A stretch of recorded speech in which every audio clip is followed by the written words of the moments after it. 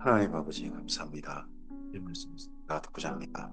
성령께서 감동하시고서 선지자 이사야가 하나님의 주신 사명을 따라서 전하지 못했지만 그가 받았던 계시, 그가 전하고 싶었으나 전하지 못했던 그 계시를 기록으로 남겨서 그의 제자들에게 그리고 지금 우리들에게까지 하나님께서는 그가 받은 계시를, 그가 본 세상을 보는 눈을, 그를 통해서 세상을 보셨던 하나님의 눈을 우리에게 확인하게 하고 있으십니다.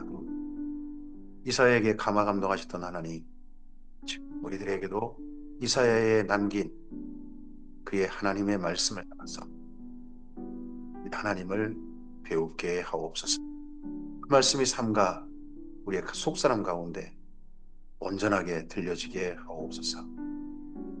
의지하오며 예수님 이름으로 기도합니다. 아멘. 오늘은 이사야서 28장에서 30장까지 말씀 함께 읽습니다. 이사야서 28장에서 30장은 다시 현실로 돌아옵니다. 근데 이때 현실은 아직 북이스라엘 멸망하기 전으로 보입니다. 북이스라엘과 남유다의 폐역, 특별히 그들의 폐역이 친애국 정책이라고 하는, 똑같이 북이나 남이나 북이스라엘이나 남유다나 똑같다. 하나님을 폐역하고 있다. 답 없다. 이 시대는 하는 이야기를 먼저 합니다. 근데 하나님께서는 반드시 언젠가 그 날에 의와 공평의 나라를 반드시 주실 것이다. 이 땅 가운데 실현시키실 것이다 하는 그에게 주셨던 하나님의 계시를 또한 함께 비교대조해서 그 다음에 기록하고 있습니다. 이 부분을 읽어가도록 합니다. 이사야서 28장입니다. 에브라임의 술 취한 자들의 교만한 면류관은 화 있을진저. 에브라임의 술 취한 자들의 교만한 면류관은 사마리아예요. 사마리아. 그러니까 북이스라엘인 거죠. 술에 빠진 자의 성, 곧 영화로운 은같이 기름진 골짜기 꼭대기에 세운 성이여 쇠잔에 가는 꽃 같으니 화 있을진저. 사마리아는 화 있을진저 하는 말이죠. 보라, 주께 있는 강하고 힘 있는 자가 쏟아지는 우박같이 파괴하는 광풍같이 큰 물이 넘친같이 손으로 그 면류관을 땅에 던지리니 에브라임의 술 취한 자들의 교만한 면류관이 땅에 밟힐 것이라. 에브라임의 교만한 면류관, 먼저는 왕이겠죠. 마지막 왕이 호세아이고, 그리고 그처럼 관을 쓴 권세 있는 자들, 그 모든 자들이 던져서 발이 밟힐 것이다. 호세아 왕 9년에 이 모든 일이 이루어지게 되죠. 그 기름진 골짜기 꼭대기에 있는 그의 영화가 세잔에 가는 꽃이 여름 전에 처음 익은 무화과와 같으리니 보는 자가 그것을 보고 얼른 따서 먹으리로다. 그 날에 만군의 여호와께서 자기 백성의 남은 자에게 영화로운 면류관이 되시며 아름다운 화관이 되실 것이라.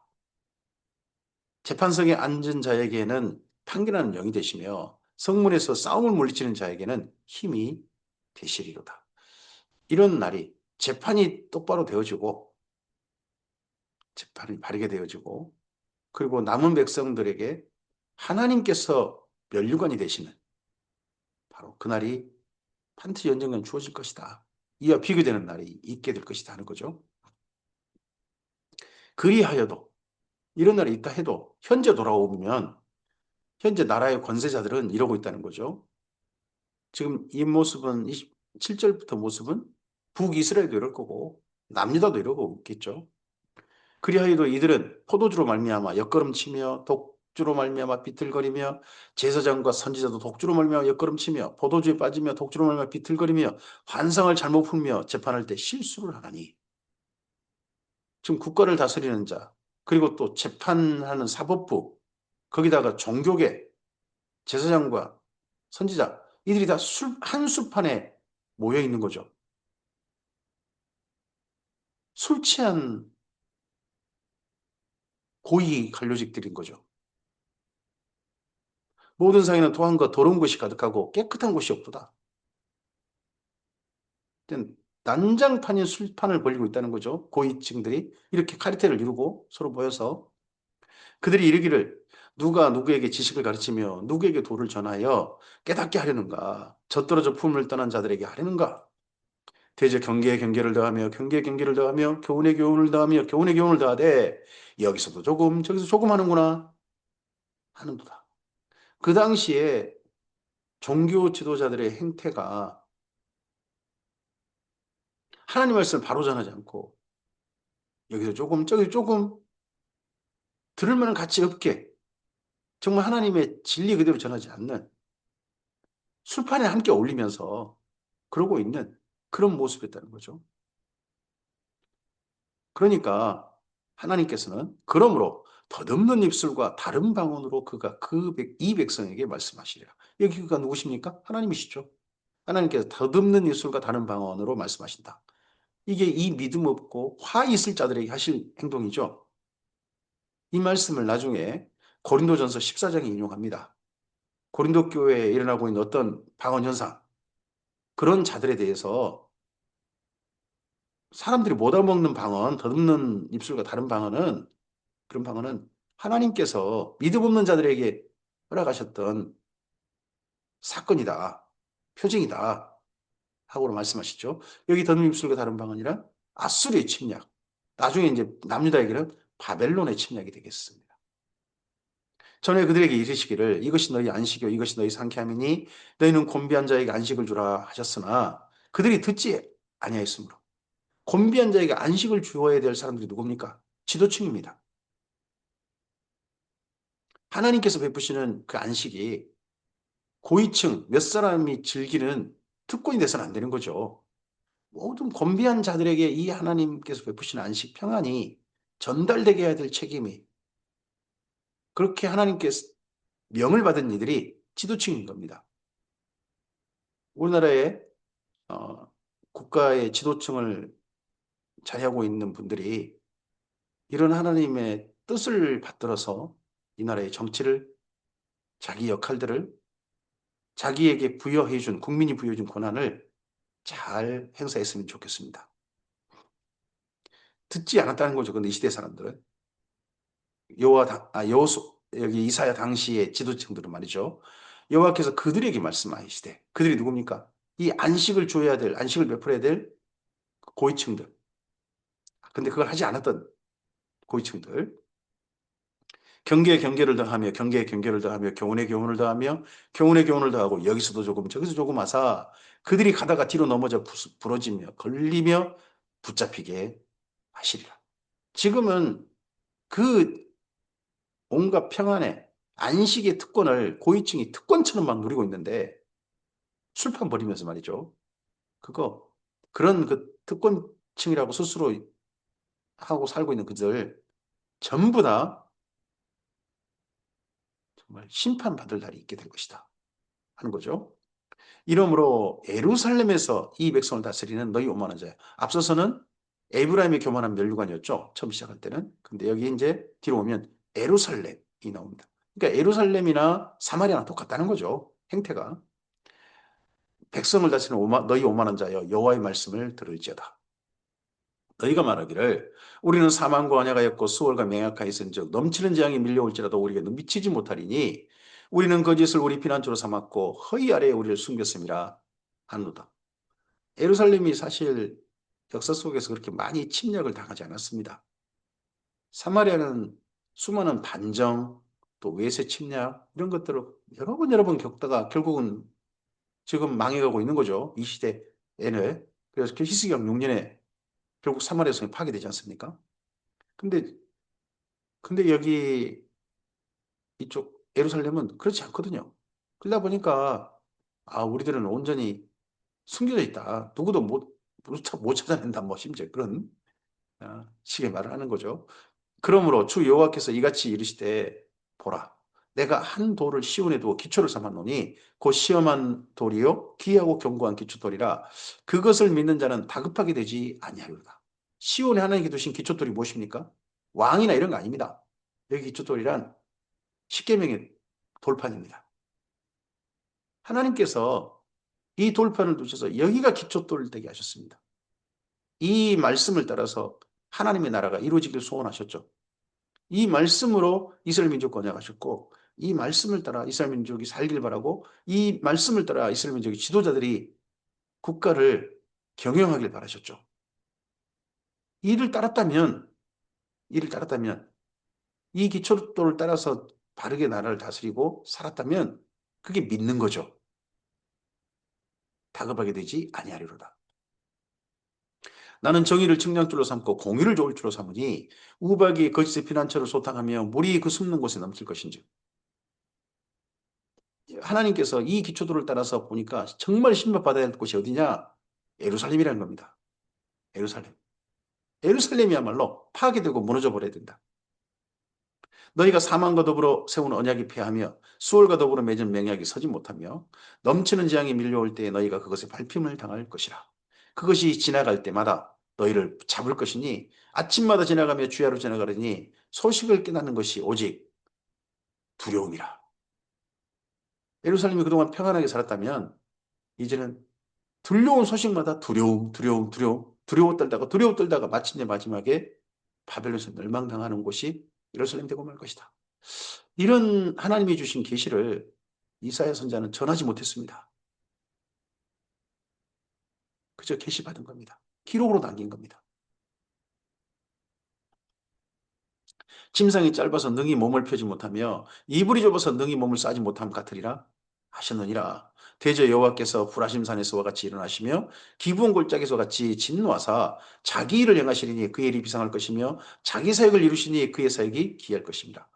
불하심산은 예전 다윗 왕이 그 블레셋을 물리쳤을 때 거기 산입니다. 그리고 기브온 골짜기 이것도 마찬가지죠. 그때는 대적이 이스라엘 민족 앞에서 사정없이 패했습니다. 그런데 이제는 거꾸로 이스라엘이 대적들에게 사정없이 패하는 날이 오는데 그게 바로 하나님의 하실 일, 하나님의 사역입니다. 하나님께서 이스라엘 민족을 보호하시는 일이 아니라 이제 이스라엘 민족을 대적하셔서 패배하게 하신 일을 알게 하실 것이다 하는 그런 예언이죠. 그러므로 너희는 오만한 자가 되지 말라. 너희 결박이 단단해질 까노라. 대적 온 땅을 멸망시키시기로 작정하신 것을 내가 만군의 주 여호와께로부터 들었느니라. 여기 온 땅 중에 28장 가운데 온 땅은 다른 땅도 있겠습니다만 여기서 온 땅은 사마리아와 예루살렘입니다. 북이스라엘이나 남유다나 다 멸망을 작정시키셨다. 슬픈 거죠. 하나님께서 하나님의 나라를 이루기를 원하셔서 이스라엘 민족을 가나안 땅에 심으셨지 않습니까?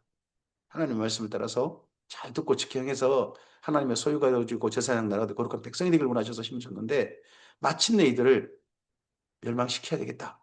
작정하셨다는 겁니다. 이스라엘 민족을 멸망시키기로 작정하셨다. 지금 같으면 교회를 멸망시키기로 작정하셨다는 말과 똑같은 말이지 않습니까? 너희는 귀를 기울여 내 목소리를 들으라. 자세히 내 말을 들으라. 파종하려고 가는 자가 어찌 쉬지 않고 갈기만 하겠느냐? 자기 땅을 개간하며 고르기만 하겠느냐? 지면을 이미 평평하게 하였으면 소의 양을 뿌리며 대의 양을 뿌리며 소맥을 줄줄이 심으며 대맥을 정한 곳에 심으며 귀리를 그 가에 심지 아니하겠느냐?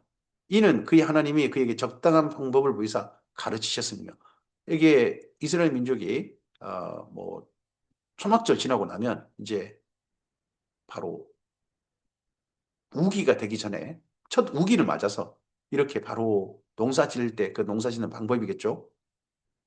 소의 양은 도리끼를 떨지 아니하며 대의 양이나 수레바퀴를 굴리지 아니하고 소의 양은 작대기로 떨고 대의 양은 막대기로 떨며 곡식은 부수는가? 아니라 늘 떨기만 하지 아니하고 그것을 수레바퀴를 굴리고 그것을 발굽으로 받게 할지라도 부수지는 아니하나니 이도 만군의 여호와께로부터 난 것이라 그의 경영은 기묘하며 지혜는 광대하니라. 결국 예루살렘도 때가 되어서 다 다시 갈아엎어지고 추수하게 될 거란 거죠.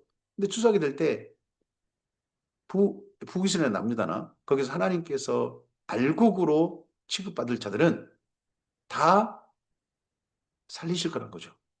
다 거둬내실 것이다. 알곡은 부서지지 않을 것이다. 따로 거둬내진다. 그게 하나님의 경영이다. 그런 겁니다. 이사야서 29장입니다. 슬프다. 아리엘이여, 아리엘이여. 다윗이 친 성읍이여. 해마다 절기가 돌아오르니와 내가 아리엘을 괴롭게 하리니 그가 슬퍼하고 요구하면 내가 아리엘과 같이 되리라. 이 아리엘 지금 예루살렘을 가리킨 말이죠. 다윗이 친 성읍이니까요. 아리엘은 번제단을 가리킨 말입니다. 번제단. 그러면 번제단이면 예루살렘이 번제단처럼 노제단처럼 불타버릴 것이라는 이야기죠. 불타게 될 것이다. 내가 너를 사면으로 둘러 진을 치며 너를 애워 대를 쌓아 너를 치리니 내가 낮아져서 땅에서 말하며 내 목소리가 나지기 티끌에서 날 것이라. 내 목소리가 진저만 자의 목소리같이 땅에서 나며 내 말소리가 티끌에서 짓거리려. 목소리를 작게 낮춰서 이야기할 수 없는 공포에 떠는 목소리도 크게 못 내는 그런 도시가 예루살렘이 되고 말 것이다 하는 겁니다. 그럴지라도 내 대적의 무리는 세미한 티끌 같겠고 강포한 자의 무리는 날려가는 개 같으리니 그 일이 순식간에 갑자기 일어날 것이라. 이런 일이 있었을 때 갑자기 대적들이 순식간에 날려가는 일이 있게 될 것이다. 그런 겁니다. 이게 언제 이루어집니까? 아수르가 히스기야 왕 14년에 여기 예루살렘까지 쳐들어왔을 때 거기서 아람 말로 하지 않고 히브리 말로 그냥 밖에서 소란을 피우고 할 때 그때 이 일이 갑자기 일어나죠. 이 일이 순식간에 갑자기 일어날 것이라. 만군의 여호와께서 우리와 지진과 큰 소리와 회오리 바람과 폭풍과 맹렬한 불꽃으로 그들을 징벌할 것인즉 아리엘을 치는 열방의 무리 곧 아리엘과 그 요새를 져서 그를 공고하게 못한 자는 꿈같이 밤의 환상같이 될 것이라는 겁니다. 어, 예루살렘을 치러 온 대적 첫째는 아수르였죠.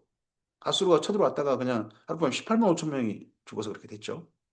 그러고 난 다음에 예루살렘을 아예 멸망시킨 아리엘처럼 노제단처럼 불태워버린 나라가 있죠. 바벨론입니다. 근데 바벨론 그 후 한 70년 만에 나라가 없어 사라져버립니다. 그 어마어마한 대제국이.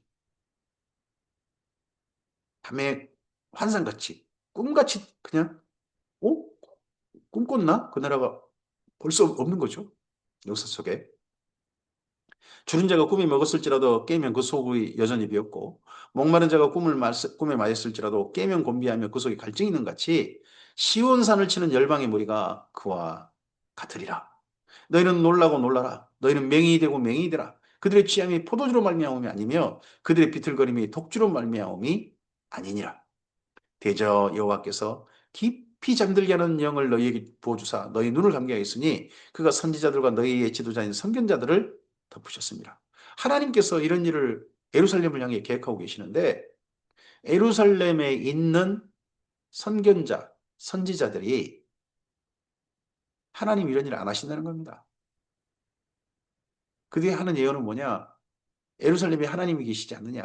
그러니까 예루살렘 결코 망하지 않는다. 예루살렘 망하는 법은 없다. 예루살렘 하나님 지키신다. 하고 그런 말을 하고 있는 겁니다.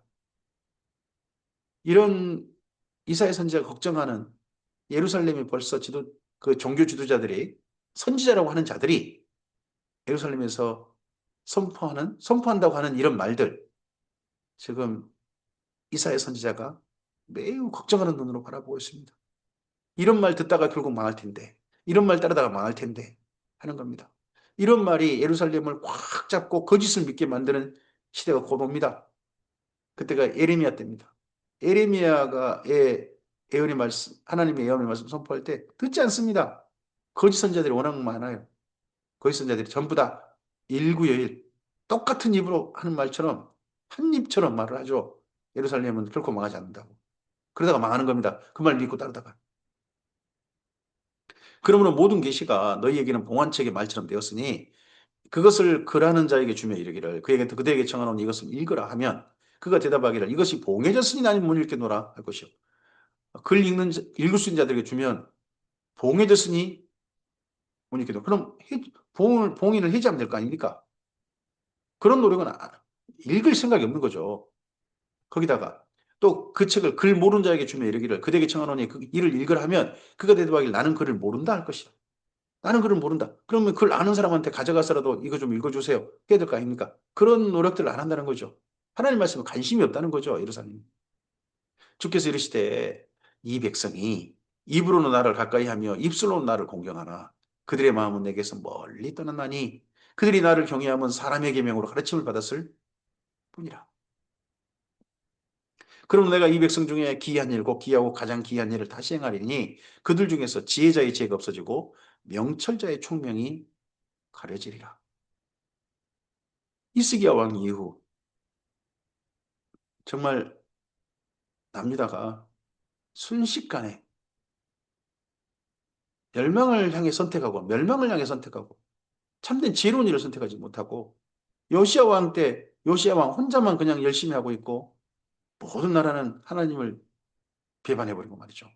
언약을 하나님 앞에서 맺었던 나라를 새롭게 하자는 언약도 전부 다 무시하고 결국 문하세 때 나라로 계속 가버리다가 나가는 명철자의 총명이 가려져 버리는 그런 나라가 돼가는 게 보이지 않습니까? 세상에 지금까지 존재했던 나라들의 그 멸망의 징조 중에는 마지막 선택이 어쩜 저 나라가 저런 선택을 한대? 하는 그런 어이없는 선택들을 하다가 망한다는 거죠. 지금 현재 존재하는 강대국들도 어떤 선택을 하고 있는가, 어떤 결정을 해서 추진하고 있는가 하는 걸 봐야 됩니다. 그거 하다가 어이없게 망할 수도 있습니다.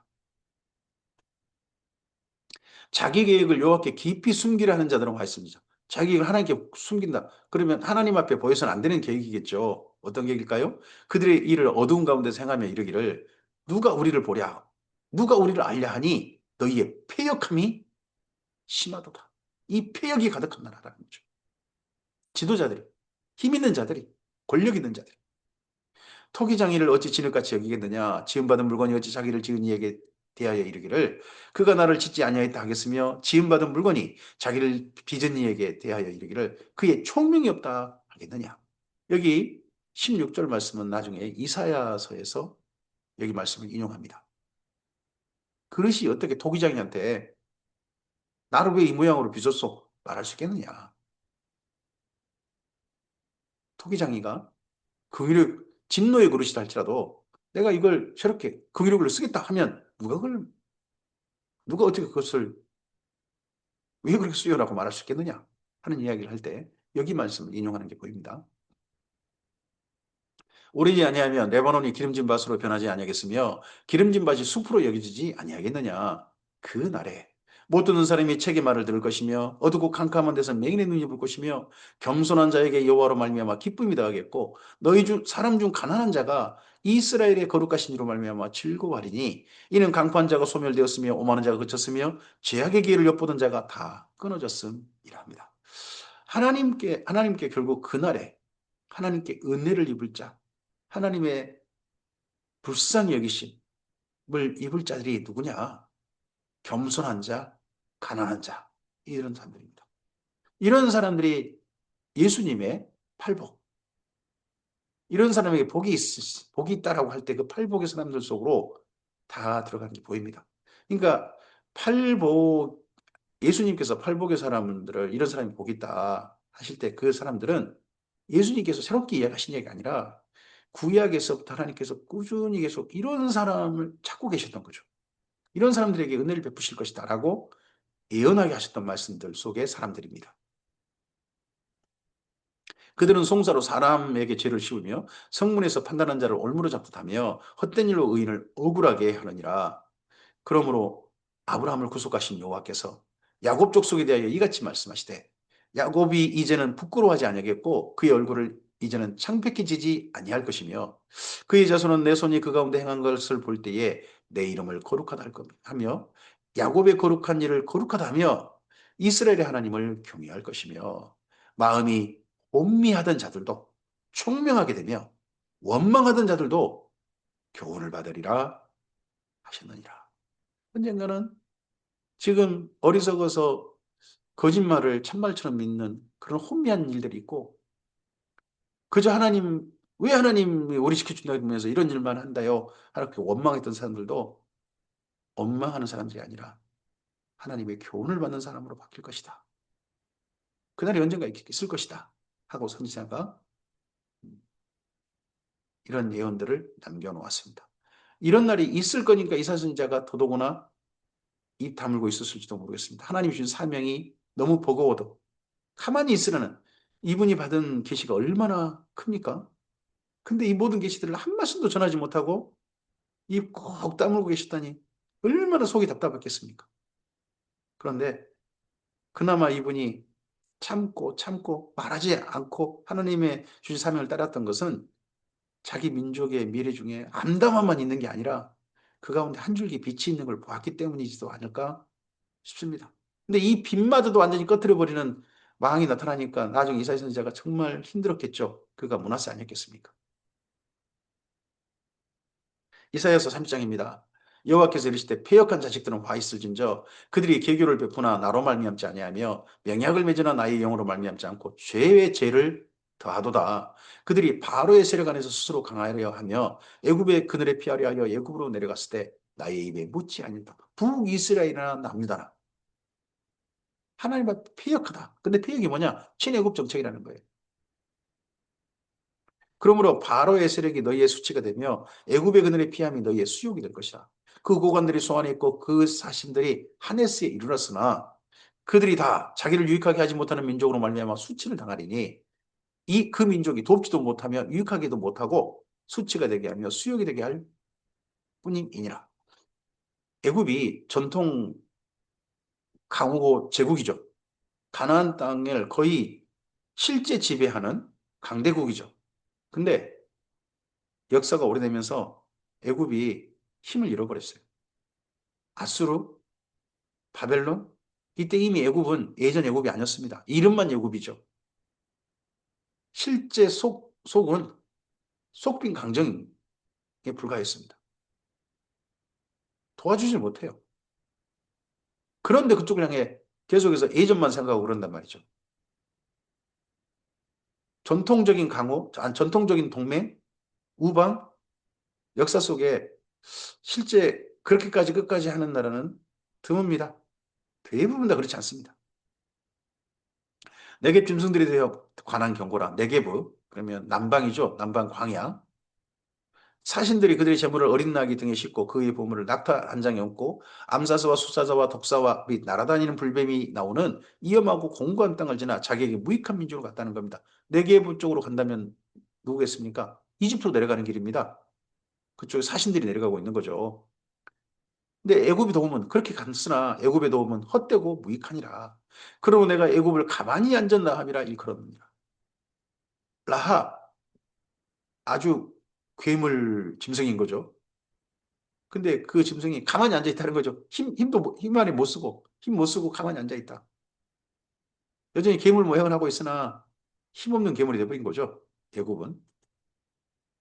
이제 가서 백성 앞에서 서판을 기록하며 책에 써서 후세에 영원히 있게 하라. 대저인은 패역한 백성이요 거짓말하는 자식이요 여호와의 법을 듣기 싫어하는 자식들이라. 하나님을 의존하지 않고 하나님께서 기뻐하신 하나님께서 바라시는 하나님이 정말 그 나라를 구원하신다면 도우신다면 하나님께서 기뻐하시려면서 가장 먼저 하나님께 나와야 되는데 하나님께는 안 나오고 이집트나 찾아 만나러 가고 이집트나 도움 청하고 있는 바로 그들을 향해서는 여호와의 법을 듣기 싫어하는 자식들이라 라고 말씀하시면서요. 그들이 선견자들에게 이르기를 이 지금 이런 열심히 친애굽 정책하는 이 사람들이 선견자들에게 이르기를 선견하지 말라. 선제들에게 이르기를 우리에게 바른 것을 보이지 말라. 우리에게 부드러운 말을 하라. 거짓된 것을 보이라. 너희는 바른 길을 버리며 첩경에서 돌이키라. 이스라엘의 거룩하신 일을 우리 앞에서 떠나시게 하라. 하나님 필요 없다. 계속 선지자 통해가지고 월급 받고 살고 싶으면 우리가 듣기 좋은 말만 해. 이런 식의 사람들이란 거 아니겠습니까? 이런 일들이 행행하고 있는 곳이 지금 예루살렘이고 사마리아라는 뜻 아니겠습니까?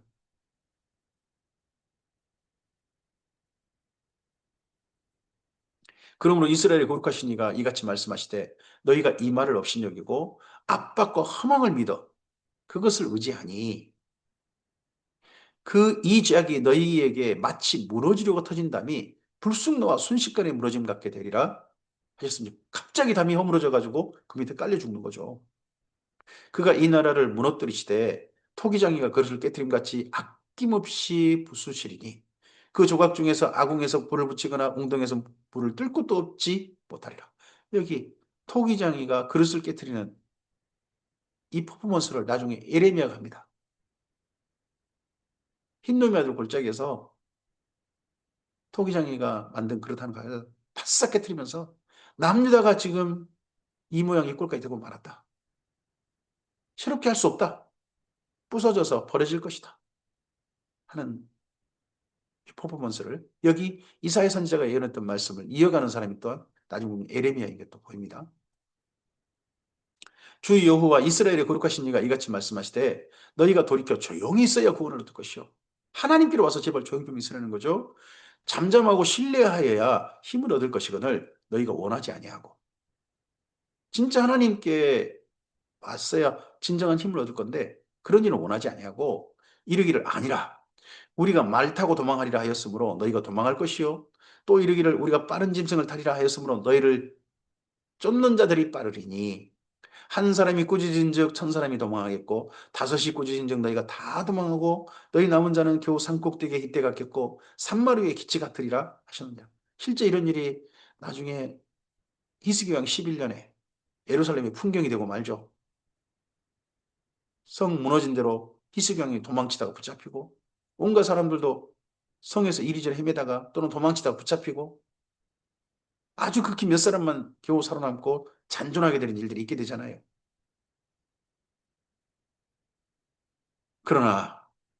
그러나 여호와께서 기다리시나니 이는 너희에게 은혜를 베풀려 하시며 일어나시리니 이는 너희를 긍휼히 여기려 하심이라. 대저 여호와는 정의의 하나님이시라. 그들 기다리는 자마다 복이 있도다.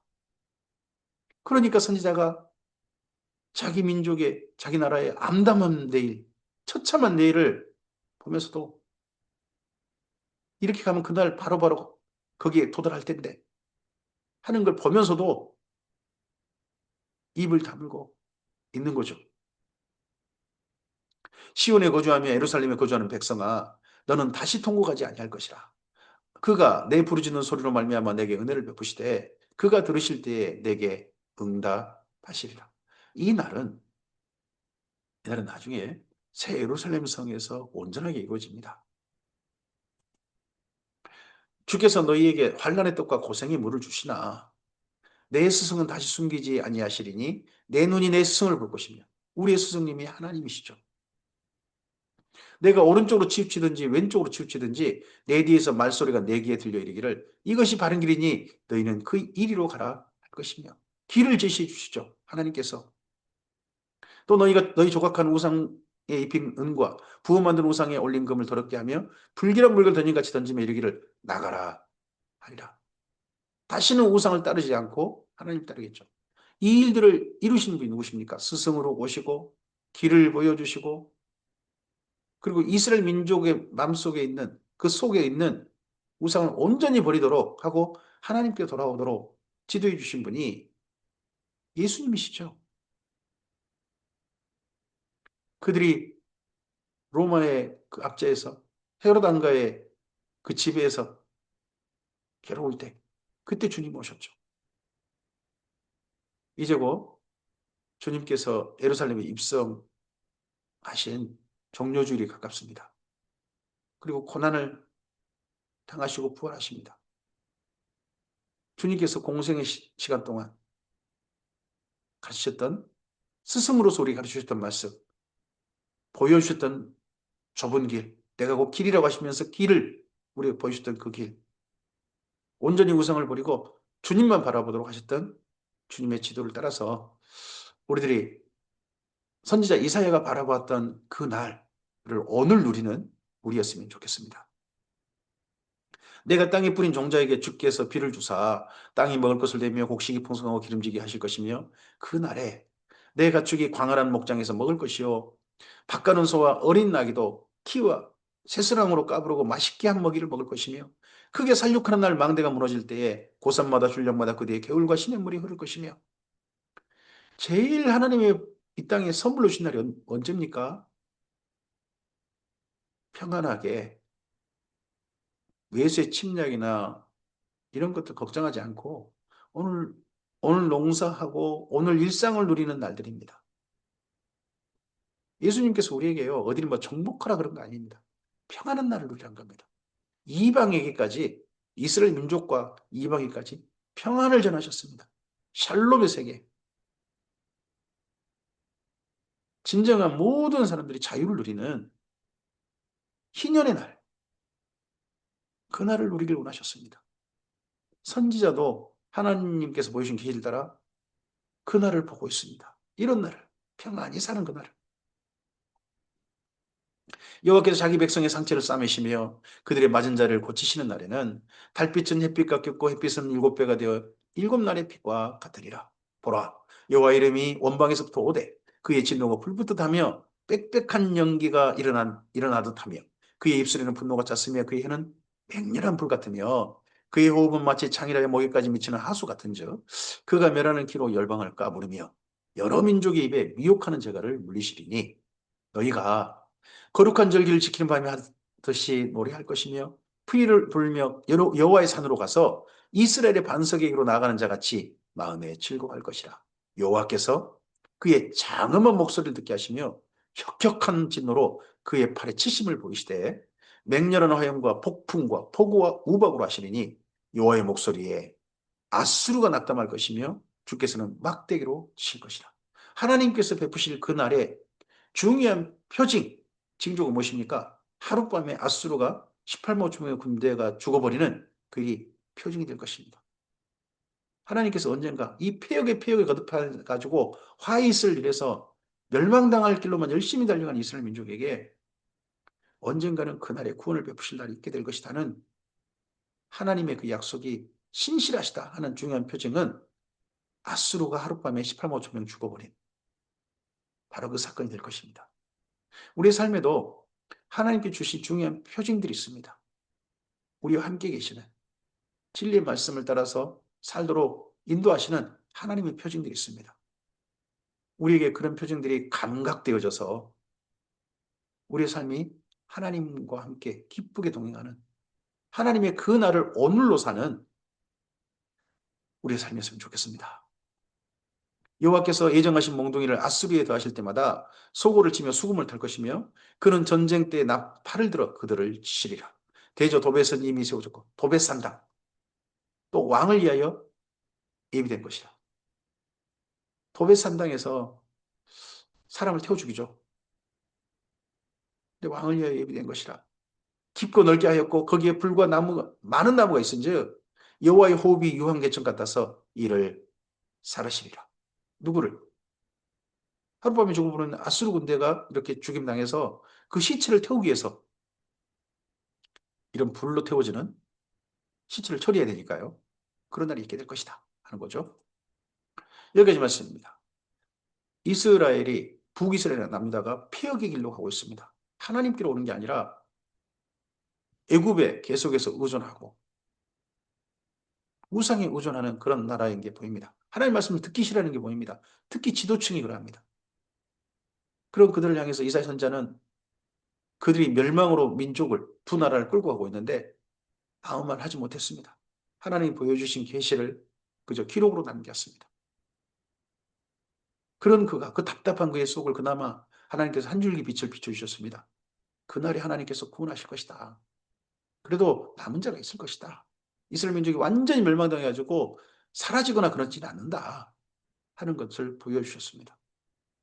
오늘 하나님께서 우리의 삶 가운데 진노 아래에 있어서 멸망받아 마땅한 우리들을 예수님 안에서 우리를 불러주셨습니다. 진노의 땅에 그대로 살게 하신 게 아니라 사망의 땅에 살게 하신 게 아니라 아들의 나라로 생명의 땅으로 우리를 옮겨주셨습니다. 그리고 살아라 하십니다. 오늘 주님의 사람답게 이 하루 하나님이 그날을 오늘로 사는 우리였으면 좋겠습니다. 그러할 수 있도록 성령께서 오늘 우리를 지도하시고 하나님께서 부르신 겸손한 자, 가난한 자로서 주의 말씀을 받들어서 주님과 함께 동행하는 우리이기를 바랍니다. 그 길을 갈 때 예수님과 함께 십자가로 나아가는 또한 우리의 발걸음이기를 바랍니다. 주님의 사랑이 고민 가운데도 누가 크냐 하는 논쟁 가운데도 깊어지고 있습니다. 그 깊어진 사랑이 우리 가슴 속에 봄의 단비처럼 임하기를 바랍니다. 감사합니다.